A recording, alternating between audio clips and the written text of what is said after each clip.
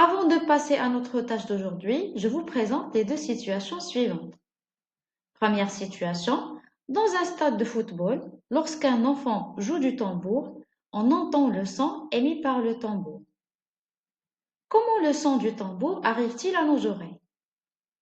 Deuxième situation, les dauphins sont des mammifères marins qui vivent en groupe qui peuvent compter jusqu'à 50 individus. Comment se communiquent les dauphins entre eux? Pour la première situation, lorsque l'enfant frappe la membrane du tambour avec la baguette, le tambour produit du son. Le son se propage ينتشر à travers l'air jusqu'à nos oreilles. Pour la deuxième situation, pour communiquer, les dauphins utilisent du son qui se propage à travers l'eau.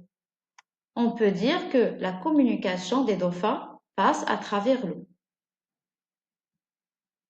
Voyons maintenant notre tâche.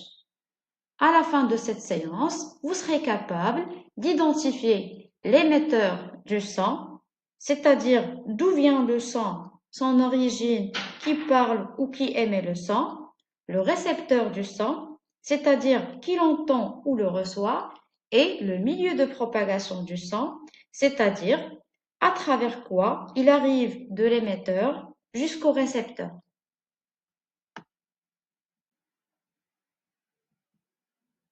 Pour réaliser cette tâche, vous devez identifier trois éléments importants: l'émetteur, le récepteur et le milieu de propagation. D'abord, je vais vous définir ces trois éléments. À l'aide d'un marteau, je frappe l'une des branches d'un diapason. Le diapason vibre dans l'air et transmet ses vibrations à l'air. Ces vibrations se propagent à travers l'air jusqu'aux oreilles des élèves. Et les élèves entendent le son émis par le diapason. Dans cette situation, on distingue trois éléments. Que représente chacun d'eux? Je commence par le diapason. Que représente le diapason? Le diapason est l'objet qui émet le son. On l'appelle émetteur du son ou source sonore. Source sonore. Voici quelques exemples d'émetteurs du son. Les cordes de la guitare, une sonnette et un haut-parleur. Maintenant, que représentent les oreilles des élèves? Les oreilles des élèves reçoivent le son. On les appelle récepteurs du son. Récepteurs du son. Voici quelques exemples du récepteur du son. L'oreille et le microphone. Enfin, que représente l'air? L'air est le milieu à travers lequel le son se propage. On l'appelle milieu de propagation. Milieu de propagation. Voici quelques exemples du milieu de propagation du son. Dans le premier exemple, le casque émet du son et les oreilles de l'enfant le reçoivent. Ensuite, l'enfant chante et émet du son qui se propage à travers l'air. Dans cet exemple, l'air est le milieu de propagation. Dans le deuxième exemple, les dauphins émettent du son pour communiquer. Ce son se propage à travers l'eau.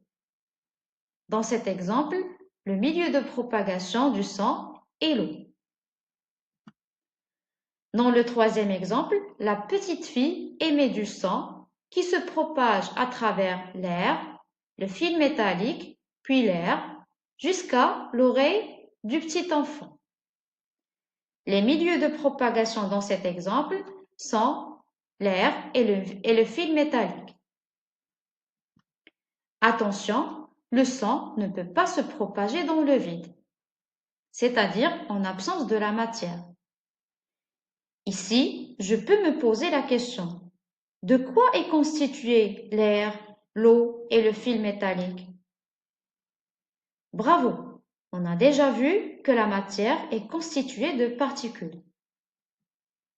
Donc, comment se propage le son de l'émetteur vers le récepteur?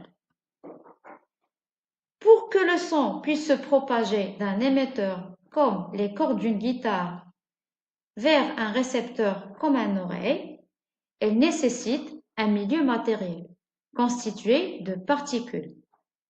Ce milieu matériel peut être à l'état gazeux comme l'air, à l'état liquide comme l'eau de mer ou à l'état solide comme un fil métallique.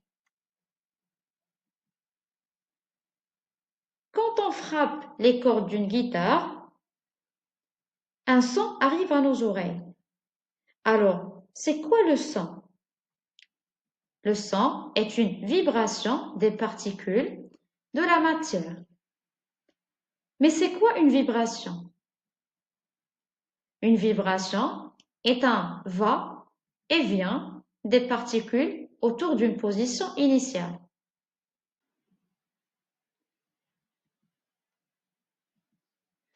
Maintenant, je vais vous montrer comment identifier l'émetteur, le récepteur et le milieu de propagation. Faites attention. Dans notre tâche principale, Fatima réalise l'expérience de la cloche à vide, schématisée dans les figures ci-dessous. Elle place son téléphone portable sur le plateau de la cloche à vide et met la cloche en verre sur le plateau. Puis appelle son téléphone. Elle entend la sonnerie du téléphone placé sous la cloche. Ensuite, à l'aide d'une pompe, elle aspire l'air contenu dans la cloche à vide. Puis appelle à nouveau son téléphone. Mais cette fois, elle n'entend plus la sonnerie du téléphone. On me demande d'identifier l'émetteur, le récepteur et le milieu de propagation dans cette expérience. Comment je vais faire? Pour réaliser cette tâche, je vais suivre les étapes suivantes. Premièrement, j'identifie l'émetteur du son. Deuxièmement, j'identifie le récepteur du son. Et troisièmement, j'identifie le ou les milieux de propagation du son dans cette expérience.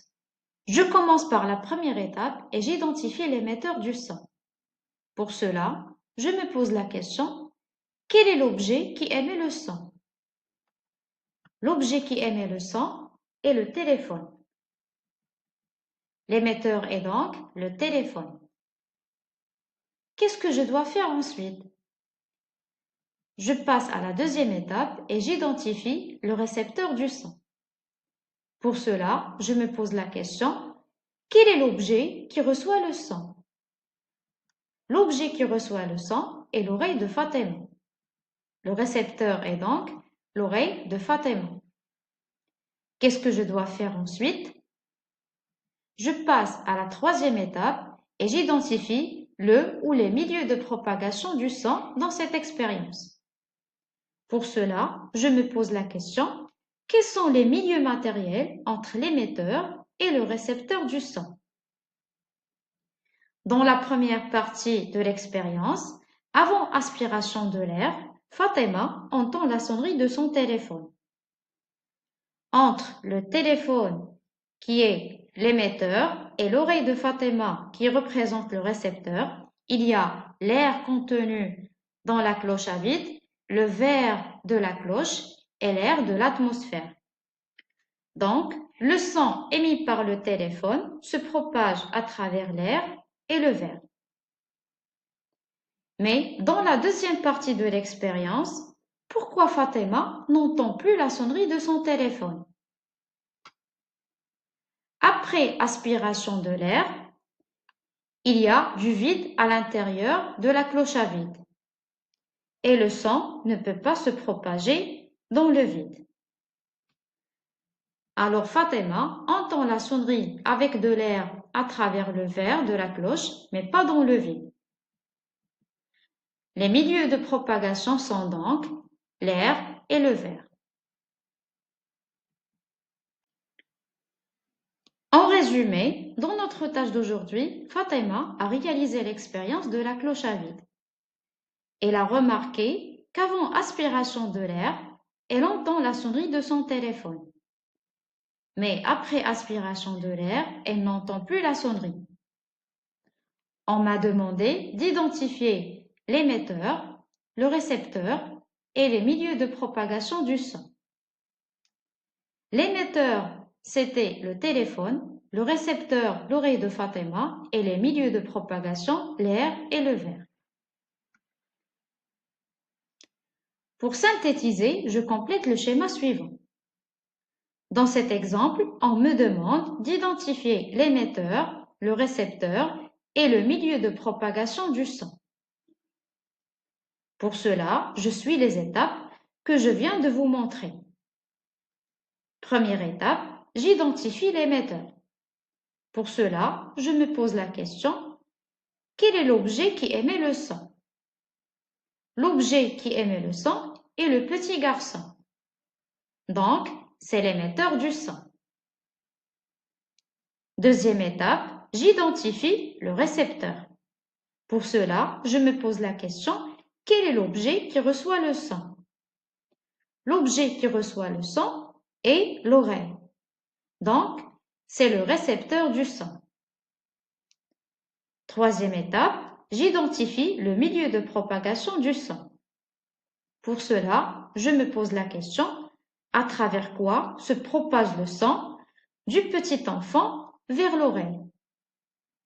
Le milieu à travers lequel se propage le son est l'air.